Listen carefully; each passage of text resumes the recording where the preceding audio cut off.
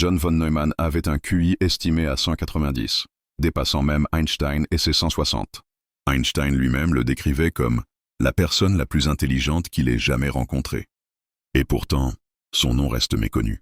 Voici l'histoire oubliée de l'un des plus grands génies de tous les temps. Né à Budapest en 1903, à 6 ans, il pouvait mémoriser un livre d'un coup d'œil, diviser plus vite que des adultes, parler grec et latin. Son père l'appelait une calculatrice vivante. Les profs étaient choqués. À seulement 15 ans, il résolvait des problèmes de mathématiques que même ses professeurs ne comprenaient pas.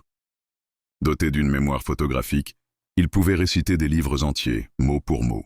Mais travailler sérieusement, très peu pour lui. Il préférait boire, plaisanter, faire la fête, tout en révolutionnant les mathématiques. À 23 ans, premier coup de génie, il réécrit la mécanique quantique. Son livre Mathematical Foundations of Quantum Mechanics introduit l'espace de Hilbert, la base des maths de la physique quantique. Einstein lui-même était impressionné. En 1937, il fuit l'Europe nazie et rejoint Princeton, où il travaille aux côtés d'Einstein et Gödel. Puis la guerre éclate. Recruté par le projet Manhattan, ses calculs contribuent directement à la création de la bombe atomique, celle qui ravagera Hiroshima et Nagasaki. Il aide à mettre fin à une guerre, mais ouvre l'ère nucléaire. Il prévient, avec les bombes, toute guerre devient impossible à gagner.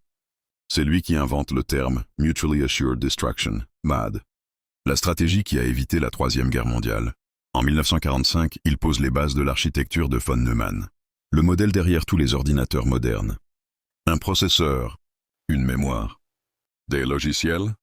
Sans lui, pas de PC, pas de smartphone et pas d'intelligence artificielle. Mais sa vision allait bien au-delà. Pour von Neumann, les machines ne se contenteraient pas de calculer, elles finiraient par apprendre. Dès les années 1950, il prédit l'existence de machines capables de s'auto-répliquer, une idée qui deviendra l'un des fondements de l'intelligence artificielle. Alan Turing lui-même appelait ces théories le futur des machines. Il voyait aussi un danger.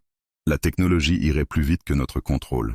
Il appelait ça « the singularity », un futur où l'IA dépasse l'intelligence humaine. Aujourd'hui, on y arrive. Même malade, il continuait avec des briefings militaires top secrets depuis son lit d'hôpital.